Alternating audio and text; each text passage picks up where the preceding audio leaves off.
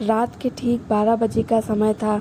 Station पर अजीब सा सन्नाटा पसरा हुआ था। 2-4 कुली चाय वाले और थोड़े से यात्री अपनी अपनी ट्रेन का इंतज़ार कर रहे थे। प्लेटफॉर्म की बेंच पर बैठी नेहा ने एक लंबी सांस छोड़ी और अपने बैग से एक पुरानी डायरी निकाल ली। पन्ने पलटते हुए उसकी आंखें एक नाम पर जाकर ठहर गईं, आर्यन। डायरी के पन्ने पर लिखी इबारत धुंधली हो चुकी थी, लेकिन यादें आज भी उतनी ही ताज़ा थी। कॉलेज के दिनों में आर्यन ही उसका सबसे अच्छा दोस्त था। लाइब्रेरी में नोट्स शेयर करना, कैंटीन में साथ कॉफ़ी पीना, प्रोजेक्ट्स की तैयारी करते हुए हंसना बोलना और बीच बीच में ऐसी चुप्पी जब दोनों की आंखें बहुत कुछ कहती मगर होठ चुप रहते। नेहा अक्सर सोचती, आर्यन इतना समझदार होते हुए भी कभी क्यों नहीं कह पाया कि वो उसे पसंद करता है, और वो भी तो हर वक्त चाह कर भी कुछ कह नहीं पाई थी।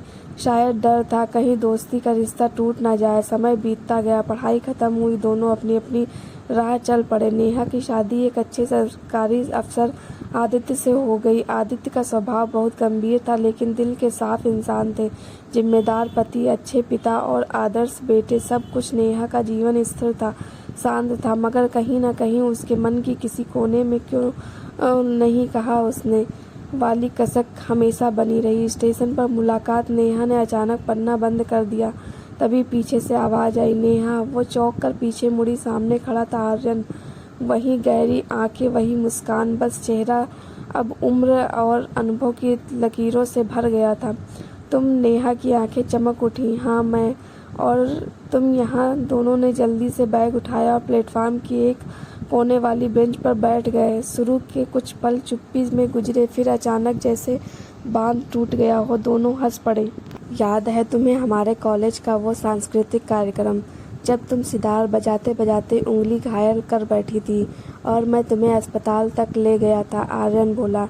नेहा मुस्कुराई। और याद है तुमने ही मेरी माँ से झूठ बोलकर कहा था कि मैं लाइब्रेरी में पढ़ रही हूँ, जबकि असल में हम फेस्टिवल की प्रैक्टिस में लगे थे। बातें शुरू हुई तो ख़त्म होने का नाम ही नहीं ले रही थी। दोनों अपने अपने अतीत की कहानियाँ सुनते रहे।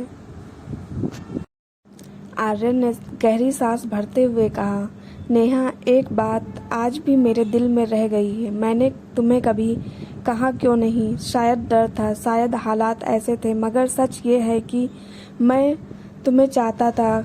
नेहा की आंखें नम हो गई। आर्यन, तुम सोचते हो मैं कुछ समझती नहीं थी? तुम्हारी हर बात, हर खामोशी सब पढ़ती थी मैं, मगर मैं भी खुलकर कभी कुछ कह नहीं पाई।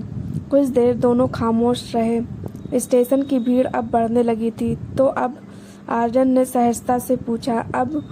नेहा ने हल्की मुस्कान के साथ कहा, अब तो जिंदगी अपनी राह पर है। आदित्य बहुत अच्छे इंसान है, मेरे बच्चे मेरी दुनिया है। तुम्हारी, मेरी भी। सीमा मेरी पत्नी है, बहुत सुलझी हुई, और 2 प्यारी बेटियां हैं। दोनों की आंखों में एक अजीब सी राहत और हल्की कसक थी। आखिरी खत। आर्यन ने जेब से एक मुड़ा तुड़ा लिफाफा निकाला। ये खत मैंने कॉलेज के आखिरी दिनों में लिखा था। तुम्हें देने की हिम्मत कभी नहीं हुई। आज दे रहा हूँ, क्योंकि अब ये सिर्फ एक याद है, बोझ नहीं। नेहा ने खत लिया, पढ़ा। उसमें कुछ पंक्तियाँ थी। नेहा, तुम्हारी हंसी मेरी सबसे बड़ी ताकत है। अगर कभी ज़िंदगी हमें अलग कर दे तो भी याद रखना, किसी को दिल से चाहना सबसे बड़ी पूजा होती है। नेहा की आंखों से आंसू टपक पड़े। उसने खत वापस आर्यन को थमा दिया। ये तुम्हारी अमानत है और मैं चाहती हूँ तुम इसे अपनी बेटियों को दिखाना, ताकि वो जाने कि सच्चा प्यार हमेशा इजहार से नहीं बल्कि एहसास से जिया जाता है। आर्यन मुस्कुराया। सही कहा। नेहा की ट्रेन आ चुकी थी। दोनों खड़े हो गए। फिर कब मिलेंगे? आर्यन ने पूछा। नेहा ने हल्के से मुस्कुरा कर कहा, शायद कभी नहीं, और अगर मिले भी तो अपने परिवारों के साथ, क्योंकि अब हमारी पहचान सिर्फ दोस्त की है, और वही सबसे खूबसूरत है। दोनों ने हाथ मिलाया, एक लंबी नज़र जिसमें अतीत की कसक भी थी और वर्तमान की संतुष्टि भी। ट्रेन चल पड़ी। नेहा खिड़की से बाहर झांकती रही। प्लेटफार्म पर खड़ा आर्यन धीरे धीरे धुंधला होता गया। उसकी डायरी का नया पन्ना अब खुद ब खुद लिख चुका था। पहला प्यार कभी भुलाया नहीं जाता, लेकिन उसे दिल में सहेज कर रखना ही सबसे सच्ची निष्ठा है। आप लोग को ये कहानी कैसी लगी कमेंट करके ज़रूर बताना। हमारे चैनल पर नए हैं तो चैनल को सब्सक्राइब करना, ऐसे ही अपना प्यार बनाए रखना दोस्तों।